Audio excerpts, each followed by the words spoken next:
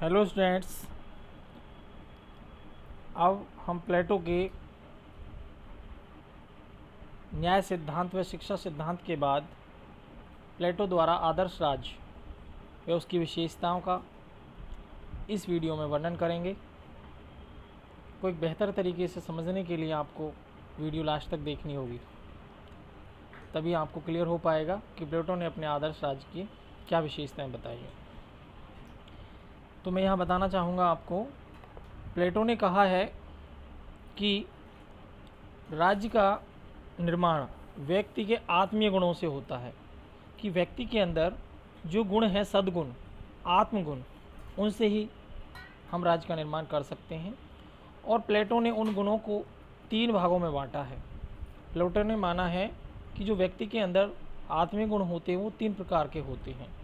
उन 3 प्रकार के आत्मीय गुणों को मैं आगे बताऊंगा, तभी एक आदर्श राज्य का निर्माण होता है या हो सकता है। प्लेटो के अनुसार अगर आदर्श राज्य की स्थापना करनी है या प्लेटो के आदर्श राज्य के निर्माण की जो बात हो रही है, उसमें कहा गया है कि समाज के अंदर 3 वर्ग होंगे।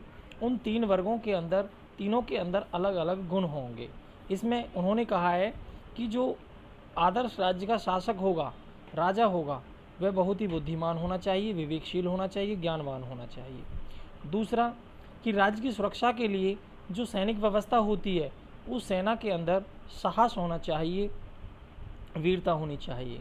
तथा उसने तीसरे वर्ग, उत्पादक वर्ग की कल्पना की है, और उसमें कहा है कि जो उत्पादक वर्ग है वो वस्तुओं पर नियंत्रण तभी रखेगा तब उसके अंदर लालसा अर्थात वासना की बात होगी। तो कहने का मतलब है कि प्लेटो ने एक आदर्श राज्य के निर्माण के लिए 3 गुणों की बात कही है, जो शासक के अंदर, सैनिक के अंदर और उत्पादक वर्ग के अंदर होने चाहिए। अब हम चलते हैं प्लेटो के आदर्श राज्य की विशेषताओं की तरफ। प्लेटो के आदर्श राज्य की जो विशेषता है वह है कि प्लेटो ने सबसे पहले ये कहा है कि अगर आदर्श राज्य स्थापित करना है तो उसके लिए राजा का दार्शनिक होना, गुणवान होना, दर्शन शास्त्री होना बहुत ही अनिवार्य है।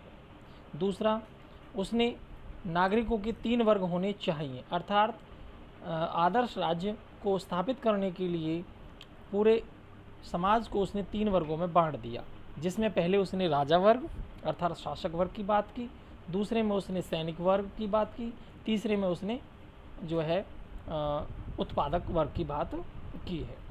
प्लेटो के आदर्श राज्य की तीसरी विशेषता है कार्यों का अलग अलग विशेषीकरण, अर्थात जो 3 वर्ग प्लेटो ने अभी बताए थे, उन तीनों वर्गों के जो कार्य हैं वो अलग अलग रूप से विशेषीकरण के रूप में आधारित हैं। अर्थात तीनों वर्ग अपने अपने कार्यों को अलग अलग रूप से, विशेष रूप से जो है करें, अर्थात समाज में अपने कार्यों की अलग अलग तरीके से भूमिका का निर्वहन करें। आगे कि आदर्श न्याय की व्यवस्था का पालन।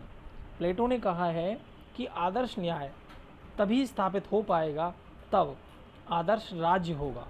आदर्श राज्य में ही आदर्श न्याय की कल्पना की जा सकती है, या ये कहें कि आदर्श राज्य में आदर्श न्याय का लागू होना सर्वोपरि है। 5वां, राज्य द्वारा निर्धारित शिक्षा की व्यवस्था की गई है। बिल्कुल, प्लेटो ने अपने शिक्षा सिद्धांत में कहा है कि राज्य जो है वह शिक्षा को निर्धारित करेगा, राज्य के द्वारा ही शिक्षा निर्धारित की जाएगी, नियंत्रित की जाएगी, जिसमें उसने जो है लंबी शिक्षा, जीवन काल चलने वाली 50 वर्ष तक की शिक्षा का जिक्र किया है। आगे प्लेटो कहते हैं कि दार्शनिक राज्य का जो सिद्धांत है, अर्थात दार्शनिक राज्य की जो विशेषता है वह है कला व साहित्य पर नियंत्रण। उसने कहा है कि जो युवा हैं, साहसी हैं, वीर हैं, उनको कला से और साहित्य से दूर रहना चाहिए, अर्थात राज्य को भी, अर्थात दार्शनिक राजा को भी कला व साहित्य पर नियंत्रण रखना चाहिए, जिससे कि युवा वर्ग अन्य किसी दूसरे क्षेत्र में ना जाए, अर्थात अपने सीधे साधे रास्ते से, अपने अच्छे रास्ते से वो ना भटके। उसके बाद यहाँ पर प्लेटो ने अपनी 7वीं विशेषता का जिक्र किया है, और वह है स्त्री पुरुष को समान शिक्षा व अधिकार मिलने चाहिए। बिल्कुल, प्लेटो ने इससे पहले जो शिक्षा का सिद्धांत दिया था उसमें कहा था कि मेरे सिद्धांत में स्त्री और पुरुष दोनों क्या हैं, समान हैं। उनको कैसी शिक्षा मिलनी चाहिए, समान ही शिक्षा मिलनी चाहिए और उनको अधिकार भी समान रूप से मिलने चाहिए। तो स्त्री पुरुष की समान शिक्षा पर उन्होंने बल दिया है, उनकी शिक्षा अलग अलग नहीं होनी चाहिए। 8वीं विशेषता है कि जो संपत्ति है और जो स्त्री है, अर्थात संपत्ति धन दौलत जो है, स्त्री जो पत्नी है उसका साम्यवाद रूप साम्यवाद रूप की बात की है कि जो शासक वर्ग है, जो राजा वर्ग है, जो राज्य को चलाता है, वह संपत्ति और स्त्री दोनों से दूर रहे। इसी प्रकार जो सैनिक जो देश की सेवा, राज्य की सेवा करता है, वह भी जो है स्त्री और संपत्ति से दूर रहे। अर्थात आदर्श राज्य की कल्पना हम प्लेटो के अनुसार जब कर सकते हैं जब सैनिक और शासक दोनों वर्ग स्त्री और संपत्ति से दूर रहेंगे। तो इस प्रकार से प्लेटो ने अपनी राज्य की 8 विशेषताओं का वर्णन यहाँ किया है। मैंने आपको पॉइंटों में समझाने का प्रयास किया है पूर्ण रूप से। अब कुछ विचारक जो है वो प्लेटो के आदर्श राज्य की आलोचना करते हैं, उसकी कमियां गिनाते हैं। तो आदर्श राज्य की कमियों को गिनने के लिए या आलोचनाओं को देखने के लिए सबसे पहले हम चलते हैं कि प्लेटो के आदर्श राज्यों को किसका शहर राज्य कहा गया? सपनों का। बिल्कुल, क्योंकि उसने ऐसे न्याय की, ऐसे राजा की कल्पना की है जो शायद सपनों में ही मिल सकता है। तो इसलिए सबसे पहले प्लेटो की जो आलोचना की गई है वह उसके आदर्श राज्य को सपनों का राज्य कहकर की गई है। और आगे, क्योंकि ऐसा दार्शनिक राजा व राज्य इस जगत में, इस पृथ्वी पर, इस धरती पर शायद ही मिले, मुश्किल मिलेंगे, नहीं मिलेगा कहने का मतलब। तो आलोचना के रूप में पहला पॉइंट है कि प्लेटो ने व्यक्तिगत स्वतंत्रता पर कोई बल नहीं दिया। उसने केवल और केवल समाज को 3 भागों में बांटकर उनके अपने अपने अधिकार और कार्य निश्चित कर दिए, जबकि उन्होंने व्यक्ति की किसी भी स्वतंत्रता का जिक्र नहीं किया है। व्यक्तिगत स्वतंत्रता का कोई जिक्र नहीं किया।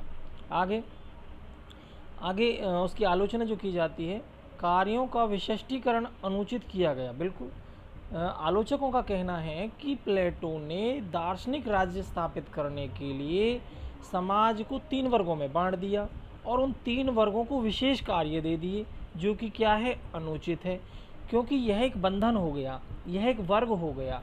यह इस प्रकार से हो गया जैसे भारत के अंदर मनु ने मनु व्यवस्था में कहा कि 4 वर्ण अपना अपना काम करेंगे। जबकि प्लेटो के इस सिद्धांत की आलोचना जो है डॉक्टर BR अम्बेडकर ने भी की है, क्योंकि जिस प्रकार से भारत में वर्ण व्यवस्था है उसी प्रकार से प्लेटो ने भी अपने समाज के अंदर, राज्य के अंदर 3 वर्ग बनाकर कहीं ना कहीं बहुत बड़ी गलती की है, अर्थात उसको अनुचित बताया गया है। तीसरा है समाज में वर्ग विभेदन को बढ़ावा। बिल्कुल निश्चित है, जब 3 वर्ग आप निश्चित कर रहे हो और तीनों वर्गों को आप एक निश्चित कार्य के रूप में प्रस्तुत कर रहे हो, तो कहीं ना कहीं समाज में अपने वर्ग विभेदन अर्थात वर्ग का विभेद कर दिया, वर्गों में अंतर कर दिया। चौथी आलोचना है साम्यवादी व्यवस्था का अमानवीयकरण, कि जो प्लेटो हैं उन्होंने साम्यवादी व्यवस्था का क्या कर दिया? अमानवीयकरण। क्यों? क्योंकि अभी हमने थोड़ी देर पहले उसकी विशेषता में पढ़ा था कि स्त्री और धन को उसने कहीं शासक और सैनिक से दूर रखा है। तो यह साम्यवादी व्यवस्था का अमानवीयकरण है, अर्थात मानवीयकरण नहीं है, मानवता का रूप नहीं है। आगे 5वीं आलोचना है स्वैपन लोकीय राज्य और राजा, यानी कि प्लेटो ने जिस राज्य और राजा की बात कही है वो दोनों ही स्वैपन लोकीय अर्थात स्वैपन सपने में देखने लायक हैं, इस धरती पर विराजमान नहीं है। उसके बाद 6ठी जो इसकी आलोचना की गई है वो इस आधार पर की गई है कि प्लेटो ने अपने दार्शनिक सिद्धांत के माध्यम से, दार्शनिक राज्य सिद्धांत के माध्यम से, आदर्श राज्य सिद्धांत के माध्यम से पति और पत्नी दोनों के पवित्र रिश्ते पर क्या कर दिया है? कटाक्ष, कि जो पत्नी है वो पति से दूर रहेगी, अर्थात जो दार्शनिक राजा रहेगा स्वयं वह और जो सैनिक रहेंगे वो अपनी पत्नी को छोड़कर दूर रहेंगे और धन को भी दूर रहेंगे, यानी कि जो एक पवित्र रिश्ता है उस पर कटाक्ष करने की कोशिश प्लेटो ने यहाँ की है। ऐसे आदर्श राज्य की कल्पना नहीं की जा सकती। उसके बाद 7वीं जो आलोचना है वो है ऐसा आदर्श राज्य बादलों में हो सकता है, इस पृथ्वी पर, इस धरती पर नहीं है।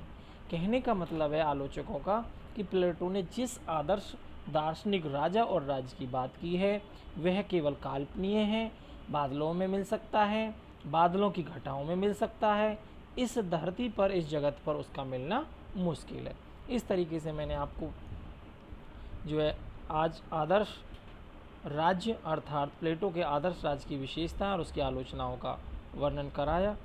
आई होप आपको अच्छे से समझ में आ गया होगा। इससे पहले मैंने जो आपके प्लेटो के न्याय सिद्धांत और शिक्षा सिद्धांत की जो बात की है, उसके लिए आप हमारी उस वीडियो को जाकर देख सकते हैं अवश्य ही।